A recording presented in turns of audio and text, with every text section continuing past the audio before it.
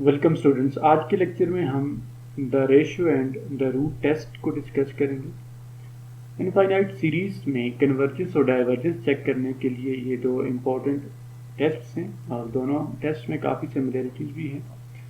तो सबसे पहले मैं रेशियो टेस्ट को डिस्कस करता हूँ। That summation k starting from 1 to infinity ak with a series with positive terms and limit k approaches to infinity ak plus 1 upon ak is equal to L. If L is less than 1, the series converges. If L is greater than 1 or L equal to positive infinity, then series diverges. If L is equal to 1, the test fails. अब इस test में इस limit को find करना है, ratio of A k plus 1 upon ए के। इस ratio के ऊपर लिमिट लेनी है और अगर इस लिमिट का आंसर लेस देन 1 आया तो सीरीज कन्वर्ज करेगी। ग्रेटर देन 1 हो या पॉजिटिव इन्फिनिटी हो तो सीरीज डाइवर्ज करेगी। अगर एल इक्वल टू 1 आ गया तो उस वक्त टेस्ट फेल हो जाएगा, फिर कोई और टेस्ट जो है उसको अप्लाई करने की कोशिश करेंगे। अब ये टेस्ट कब यूज किया जाता है? Note, try this test when a k involves factorials और kth पावर। जब जनरल टर्म है सीक्वेंस सीरीज की ए के में अगर फैक्टोरियल इन्वॉल्व हो या kth पावर्स हो तो उस वक्त इस टेस्ट को अप्लाई किया जाता है। सेकंड है the root test. Let summation k starting from 1 to infinity ak with a series with positive terms and limit k approaches to infinity ak, और इसका ये kth रूट है, kth root of ak is equal to, इसको ऐसे भी लिखा जा सकता है, limit k approaches to infinity ak whole power 1 upon k equal to L। तो इसमें ये kth रूट जो है ये उसके ऊपर लिमिट दी जाती है, limit k approaches to infinity। अगर L की वैल्यू यहाँ पे भी लेस देन 0 आए तो सीरीज कन्वर्ज करेगी। L ग्रेटर देन 1 हो या इक्वल टू पॉजिटिव इन्फिनिटी हो तो सीरीज डाइवर्ज करेगी, और अगर L की वैल्यू इक्वल टू 1 है तो इस वक्त ये टेस्ट फेल हो जाएगा। अब इस टेस्ट को कब यूज करते हैं? Try this test when a k involve kth power. तो जब जनरल टर्म जो है ए के, इसमें जब kth पावर आएंगी तो उस वक्त इस टेस्ट को अप्लाई किया जा सकता है। इस साइज में सबसे पहले रेशियो टेस्ट से रिलेटेड क्वेश्चन एक सॉल्व करते हैं। Use ratio test to determine whether the series summation k starting from 1 to infinity 3 power k upon k factorial converges और डाइवर्जेस।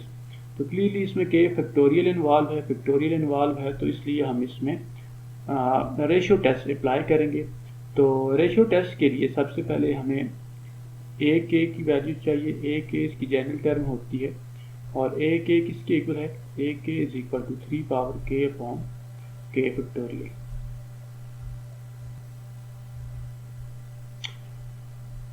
ए के प्लस 1 किसके इक्वल होगा? ए k plus 1 is equal to, जहाँ पे k है वहाँ पे k प्लस 1 पुट कर दें, 3 power k plus 1 upon k plus 1 factorial. Now अब हम ये लिमिट फाइंड करते हैं। Limit k approaches to infinity ak plus 1 upon ak is equal to limit k approaches to infinity ak plus 1 3 power k plus 1 upon k plus 1 factorial divided by a k 3 power k upon k factorial. अब next step में इसको ऐसे लिखा जा सकता है, this is equal to limit k approaches to infinity 3 power k plus 1 factorial n2। इसको हम लिख सकते हैं k factorial upon 3 power k।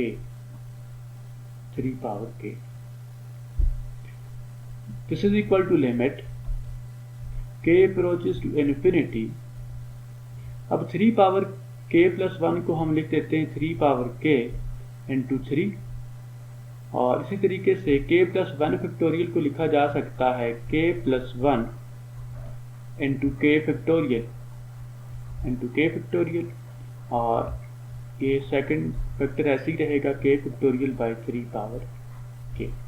तो यहाँ पे आप देख सकते हैं कि k फैक्टोरियल से कैंसिल आउट हो जाएगा और 3 पावर k से कैंसिल हो जाएगा और this is equal to limit k approaches to infinity 3 upon k plus 1। अब हम यहाँ पे लिमिट अप्लाई कर देते हैं, अप्लाइंग लिमिट।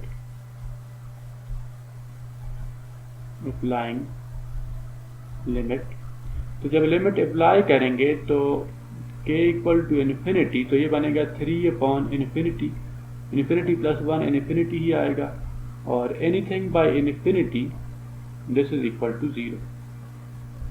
अब ये जो हमारे पास इसकी लिमिट का आंसर 0 आया है, विच इम्प्लाइज समीशन, पहले आप ऐसे लिख सकते हैं, ये वैल्यू किसकी है, limit which implies limit k approaches to infinity ak plus 1 upon ak is equal to 0। अब ये लेस देन 1 आया है, इसका आंसर मीन कि 0 इज लेस देन 1, तो इससे मुराद ये है कि ये जो सीरीज है ये कन्वर्जेंट होगी, which implies summation k starting from 1 to infinity 3 power k upon k factorial.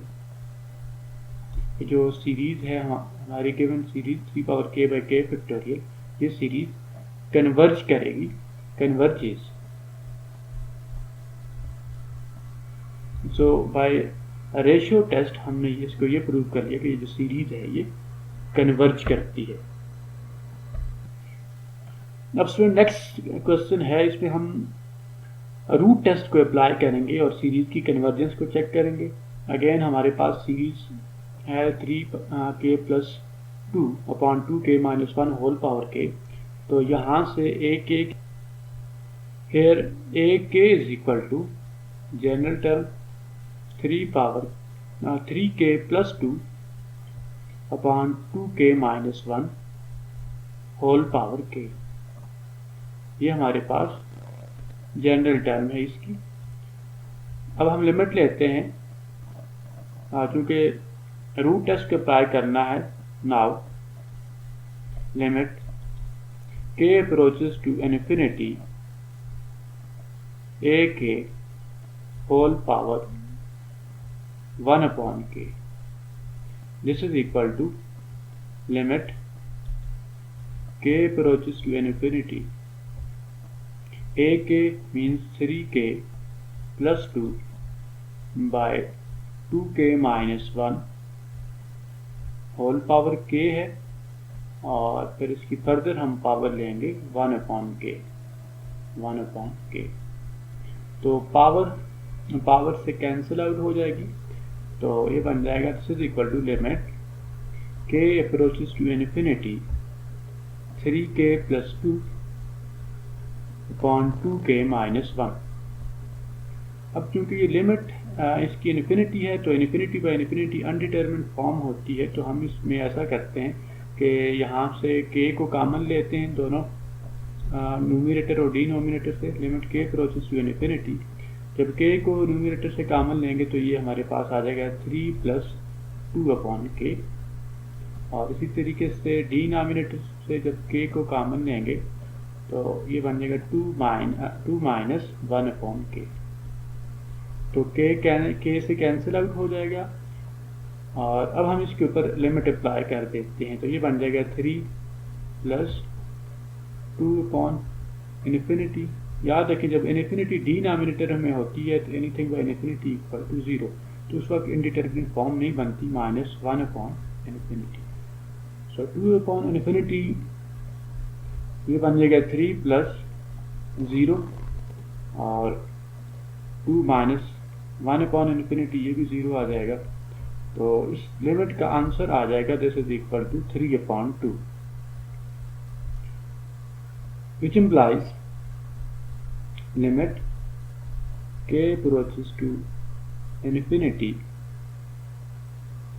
तो हमारे पास जो गिवन सीरीज है 3k plus 2 2k minus 1 whole power k। ये जो सीरीज है ये सीरीज डाइवर्जेंट है क्योंकि ये जो वैल्यू 3/2 ये ग्रेटर देन 1 आ रही है, तो ये सीरीज जो है ये डाइवर्ज करेगी बाय दिस सीरीज डाइवर्जेस।